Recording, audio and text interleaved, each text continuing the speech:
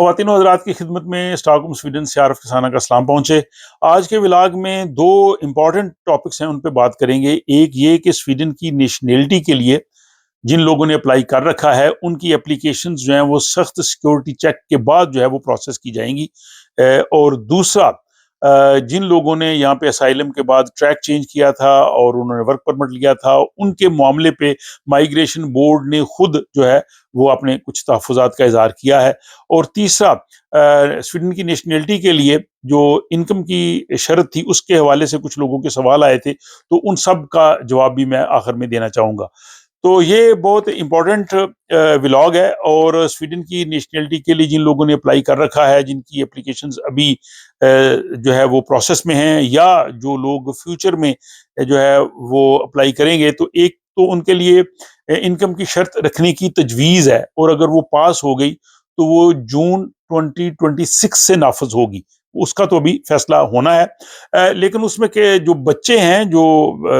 Minor ہیں، جو 18 سال سے چھوٹے ہیں، یا جو اسٹوڈنٹس ہیں، ظاہر ہے وہ اس میں نہیں آئیں گے، لیکن یہ ابھی صرف انہوں نے پریس کانفرنس میں اس کی جو ہے وہ یہ ابتدائی تفصیلات دی ہیں۔ جب یہ پورا ڈرافٹ بنتا ہے، پورا جب لا بنتا ہے اور اس کی جب تفصیل آتی ہے، پھر اس میں لکھا ہوگا کہ کون کون سے لوگ جو ہے ایگزیمپٹ ہوں گے، کون سے لوگ جو ہیں ان کو جو ہے وہ انکم کی شرط ضرورت ہے، اور ایگزیکٹ وہ پوری فگرز وغیرہ دیں گے۔ تو سر دست جو ہے وہ ابھی پریشان ہونے کی ضرورت نہیں ہے، ابھی اس پورا جب ڈرافٹ بنے گا اس لا کا تو وہ تفصیل سامنے آ جائے گی۔ لیکن سر دست یہ ہے کہ جن لوگوں نے نیشنلٹی کے لیے اپلائی کر رکھا ہے، تو یہ حکومت ایکچولی آپ کو پتا ہے شروع سے ہی انہوں نے کہا تھا کہ جو اپلیکیشنز نیشنلٹی کے لیے آئی گئی ہیں ان کو تھوڑا چیک کیا جائے سویڈن کی سیکیورٹی کے حوالے سے، کہ ایسے لوگ جو ہیں جو سویڈن کی سلامتی کے لیے خطرہ بن سکتے ہیں ان کو جو ہے وہ نیشنلٹی نہیں ملنی چاہیے۔ اس حوالے سے جو مائیگریشن کے منسٹر ہیں انہوں نے جو ہے وہ کئی بیان دیے، وزیر انصاف نے بھی دیے، باقی بھی لوگ اس حوالے سے بول رہے تھے۔ تو اس میں جناب وہ یہ کر رہے ہیں کہ جنوری سے، اس سال جنوری سے جن لوگوں نے اپلیکیشنز دی ہوئی ہیں، ایک تو اس کا جو پروسیس ہے انہوں نے اس کو کافی سخت کیا ہے چیکنگ کا۔ تو سب سے پہلے اس میں یہ ہے کہ آپ کو پرسنل ذاتی طور پہ جا کے اپنی جو شناخت کروانی ہوگی۔ پہلے یہ تھا کہ آن لائن آپ سب کچھ بھیج دیتے تھے، صرف چند ملک جن کے بایو میٹرک پاسپورٹس ہیں وہ شاید ایگزیمپٹڈ ہوں گے، ادروائز وہ آپ کو خود وہاں پہ جا کے مائیگریشن ایجنسی کے پاس اپنی شناخت جو ہے وہ کروانی ہوگی۔ اس کے لیے وہ آپ سے رابطہ کریں گے۔ دوسرا یہ ہے کہ آپ کا وہ بیک گراؤنڈ چیک کریں گے، جتنے بھی اپلیکینٹس ہیں جنہوں نے نیشنلٹی کے لیے اپلائی کیا ہوا ہے، ان کا کیریئر کیا ہے، کیا انہوں نے کوئی جرم تو نہیں کیا، ان کا جو ہے وہ پیدائشی ملک کون سا ہے، کس ملک سے آئے ہیں، انہوں نے کن کن ملکوں کا سفر کیا ہے، وہ کیا کام کرتے ہیں، یعنی وہ ہر لحاظ سے جو ہے وہ پوری چھان بین کریں گے، اور اس کے بعد پھر جو ہے وہ آگے اس کو لے کے چلیں گے۔ اس حوالے سے جو مائیگریشن ایجنسی کے پروجیکٹ لیڈر ہیں اوسکر ایکبلاد، ان کا یہ کہنا ہے کہ ہمارے لیے بہت اہم ہے کہ ہم یہ دیکھیں کہ کچھ ایسے لوگوں کو نیشنلٹی نہ مل جائے جو بعد میں سویڈن کے لیے پرابلم کا باعث بنے۔ اور اس کے ساتھ ہی انہوں نے یہ بھی کہا کہ جن لوگوں نے اپلیکیشنز دی ہوئی ہیں ان کو مائیگریشن ایجنسی خود رابطہ کرے گی، ان کو رابطہ کرنے کی ضرورت نہیں ہے۔ جب ان کی باری آئے گی تو ایجنسی خود ان سے رابطہ کر سکتی ہے، ان کو شناخت کے لیے بلا سکتی ہے، ان سے مزید جو ان کو ڈاکومنٹس وغیرہ چاہیے وہ لے سکتی ہے۔ تو اس حوالے سے جو ہے وہ ابھی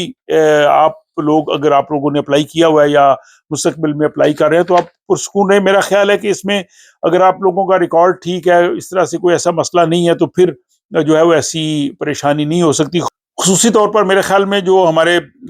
ساؤتھ ایشیا سے جو لوگ تعلق رکھتے ہیں ان کے لیے شاید اس میں زیادہ کچھ پرابلمز نہ ہوں۔ دوسرا جو ہے وہ آپ نے ولاگ دیکھا چند دن پہلے کہ حکومت نے یہ قانون بنا دیا 1 اپریل سے کہ جن لوگوں نے اسائلم لینے کے بعد اپنا ٹریک چینج کیا اور اپنی اپلیکیشن اسائلم والی چھوڑ کے انہوں نے ورک پرمٹ لے لیا اور ورک پرمٹ پہ وہ کام کر رہے ہیں، تو 1 اپریل کے بعد